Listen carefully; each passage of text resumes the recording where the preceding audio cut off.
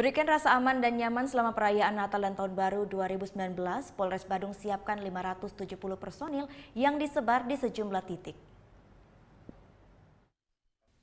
Sebanyak 570 personil Polres Badung dikerahkan dalam operasi lilin pengamanan Natal dan Tahun Baru 2019. Pengamanan ini akan fokus pada pengamanan di titik yang menjadi peta kerawanan gangguan Kamtibmas. Selain itu, arus lalu lintas juga menjadi perhatian khusus mengingat perayaan Nataru kali ini berbarengan dengan Hari Raya Galungan dan liburan anak sekolah, sehingga diprediksi akan terjadi kepadatan arus lalu lintas.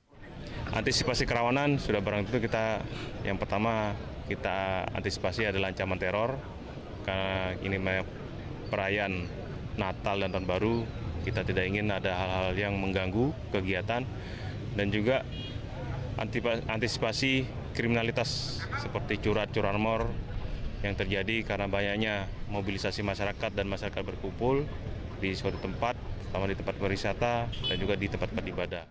Dalam operasi lilin 2018 ini, kepolisian juga bekerja sama secara terpadu dengan sejumlah instansi terkait lainnya, seperti pemadam kebakaran, Satpol PP, Dishub, dan sejumlah instansi terkait lainnya.